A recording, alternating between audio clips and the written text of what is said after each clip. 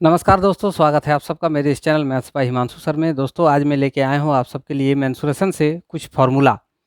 तो आज हम लोग जानेंगे घनाभ, घन, घनाभ और घन के बारे में।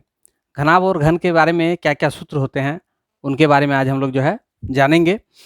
तो आज स्टार्ट करते हैं। सबसे पहले हम लोग देखते हैं घनाभ के बारे में। घनाभ से जुड़ा हुआ क्या क्या सूत्र होता है, क्या क्या फार्मूलाज होते हैं जिसका उपयोग जो है हम लोग अपने गणित में करके उस गणित में समय का बचत कैसे करके करेंगे, ठीक है ना। तो देखिए यहाँ पहला है घनाभ। यहाँ पहला नंबर है घनाभ का वक्रपृष्ठ क्षेत्रफल। तो घनाभ का वक्रपृष्ठ क्षेत्रफल जो होता है वो होता है 2 into L plus B into H. यहाँ पे एल, बी और एच से क्या तात्पर्य है? एल हो गया घनाभ का लंबाई, बी हो गया घनाभ का चौड़ाई और एच हो गया घनाभ का ऊंचाई, ठीक है। तो ये हो गया हम लोगों का घनाभ का वक्रपृष्ठ क्षेत्रफल, ठीक है ना। तो इस तरह के सूत्रों को और अधिक डिटेल से समझने के लिए मेरे इस चैनल को सब्सक्राइब करना ना भूलें। धन्यवाद। दूसरा है घनाभ का संपूर्ण पृष्ठ क्षेत्रफल। तो घनाभ का संपूर्ण पृष्ठ क्षेत्रफल से क्या तात्पर्य है? इसका जो वक्रपृष्ठ क्षेत्रफल हम लोग ज्ञात किए हैं, वक्रपृष्ठ क्षेत्रफल निकालने का जो फॉर्मूला है, इसमें आखिर समझाया क्या जाता है कि वक्रपृष्ठ क्षेत्रफल जो होता है इसके चारों तरफ का जो दीवाल खड़ा है उस दीवाल का क्षेत्रफल होता है वक्रपृष्ठ क्षेत्रफल। लेकिन ऊपर का फर्श और नीचे का फर्श दोनों को, ऊपर का छत और नीचे का फर्श को अगर जोड़ दिया जाए उसमें, तो वो बन जाता है हम लोग का संपूर्ण पृष्ठ क्षेत्रफल। तो संपूर्ण पृष्ठ क्षेत्रफल जब हम लोग लिखेंगे तो उसके लिए फॉर्मूला लगाएंगे क्या? 2 into L B plus B H plus H L, ठीक है। यानी कि 2 गुना लंबाई गुना चौड़ाई जोड़ चौड़ाई गुना ऊंचाई जोड़ ऊंचाई गुना लंबाई, ये होता है संपूर्ण पृष्ठ क्षेत्रफल। तो इस सूत्र से जो है आप संपूर्ण पृष्ठ क्षेत्रफल ज्ञात कर सकते हैं। दोस्तों इस तरह के और फॉर्मूला के लिए मेरे इस चैनल को सब्सक्राइब करना ना भूलें। चलिए आगे इसमें बढ़ते हैं और देखते हैं घनाभ में और क्या है। घनाभ में होता है आयतन।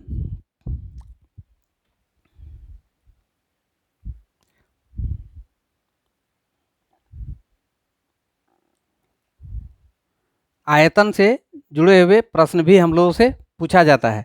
तो आयतन निकालने के लिए हम लोग कौन सा फॉर्मूला लगाएंगे? आयतन निकालने के लिए लिखेंगे L into B into H. L into B into H यानी कि लंबाई गुना चौड़ाई गुना ऊंचाई। इस सूत्र से हम लोग इसका वॉल्यूम यानी कि आयतन ज्ञात कर सकते हैं, ठीक है। चौथा नंबर इसमें आता है घनाभ का विकर्ण।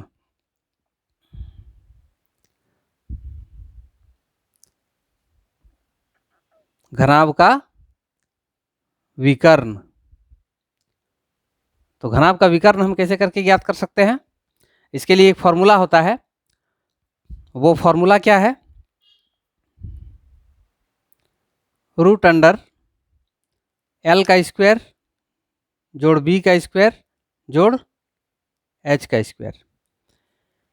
यानी कि घनाभ का विकर्ण निकालने के लिए बोले, यानी कि यदि आपको इस तरह के प्रश्न पूछे जाए कि एक कमरा है, कमरा के लिए लंबाई चौड़ाई ऊंचाई तीनों माप दिया हुआ है और कहे कि उस कमरे में अधिकतम लंबाई की बम्बू या तो फिर छड़ को रखा जा सके, उस लंबाई को आप ज्ञात कीजिए। यानी कि इस फिगर में देखिए इस कोना से इस कोना तक जो अधिकतम लंबाई है वही है इस कोना से इस कोना तक। तो इसको निकालने के लिए जो सूत्र होता है वो होता है ये रूट अंडर एल स्क्वायर जोड़ बी एल स्क्वायर जोड़ बी स्क्वायर जोड़ एच स्क्वायर। यानी कि रूट अंडर लंबाई का स्क्वायर जोड़ चौड़ाई का स्क्वायर जोड़ ऊंचाई का स्क्वायर। यदि आप लोगों को वीडियो पसंद आया हो तो ज़्यादा से ज़्यादा लाइक करें, कमेंट करें और शेयर करें। धन्यवाद। देखिए दोस्तों, अब हम लोग जानेंगे घन के बारे में। घन यानी कि क्यूब। क्यूब के बारे में हम लोग थोड़ा सा जानकारी ले लेते हैं। इनसे जुड़े हुए जो फॉर्मूला है उनके बारे में थोड़ा जान लेते हैं। घन, घन का वक्रपृष्ठ यानी कि चार दीवारी का क्षेत्रफल। इसका चार दीवार मतलब नीचे वाला फर्श और ऊपर वाला छत को छोड़ दीजिए, तो बाकी चारों तरफ में चार को दीवार बचा हुआ है, वो चारों दीवारों का जो क्षेत्रफल होगा उसको हम लोग लिखेंगे क्या?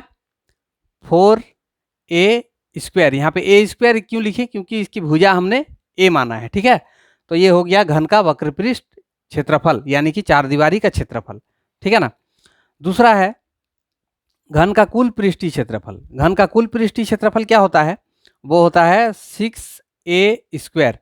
एक फलक का क्षेत्रफल यदि ए स्क्वायर है, एक फलक मतलब इसका क्या है, ये एक वर्ग है, तो वर्ग का क्षेत्रफल भुजा स्क्वायर होता है, हम लोग जानते हैं। इसीलिए इसका चार दीवारी का क्षेत्रफल 4a स्क्वायर हुआ। इसका 6 गो फलक है टोटल, तो सभी का बोल रहा है कि घन का कुल पृष्ठ क्षेत्रफल, घन का कुल पृष्ठ क्षेत्रफल 6a स्क्वायर हो जाएगा।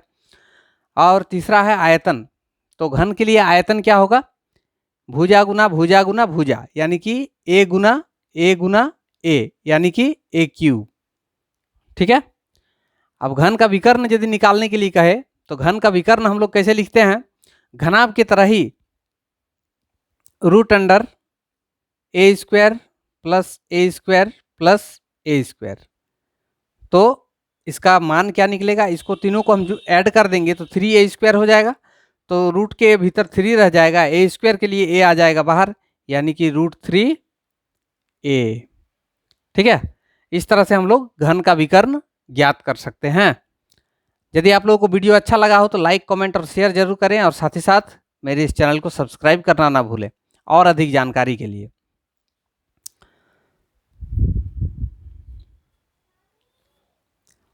दोस्तों आज के लिए इतना ही। आप लोग मेरे साथ बने रहें और सीखते रहें, और गणित के बारे में जो है नई नई जानकारियाँ हासिल करते रहें। दोस्तों मैं आप लोगों के साथ बना रहूँगा। आप लोगों से इतनी गुजारिश है कि यदि आप मेरे इस चैनल में नए नए जुड़े हैं तो मेरे इस चैनल को सब्सक्राइब कर लें, और साथ ही साथ बेल आइकन को भी प्रेस कर दें, ताकि आपको आने वाली वीडियो का नोटिफिकेशन भी मिलता रहे। दोस्तों अभी जैसे मेंसुरेशंस के बारे में मैं चर्चा कर रहा हूं, तो इससे पहले वीडियो में मैंने जो है 2D से जुड़े हुए मेंसुरेशन के दो भाग हैं, एक 2D एक 3D। तो 2D के बारे में जो है मैंने पिछले वीडियो में भी बताया है, और अभी के कुछ वीडियो में मैंने 3D के बारे में जो प्रश्न पूछे जाते हैं उनके बारे में भी जिक्र किया है। तो आप लोगों से अनुरोध है कि मेरे साथ आप लोग निरंतर बने रहें और देखते रहें, ताकि आप लोगों को समझ में आए कि कैसे करके इन प्रश्नों का हल किया जाता है जो आपके प्रतियोगिता परीक्षा में पूछे जाते हैं। उन प्रश्नों को आप आसानी से कैसे करके हल कर पाएंगे और अपना समय का बचत कैसे करके कर पाएंगे, यही मेरा वीडियो का जो है उद्देश्य है।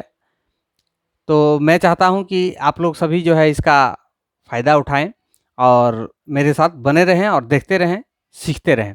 धन्यवाद। शुभ रात्रि।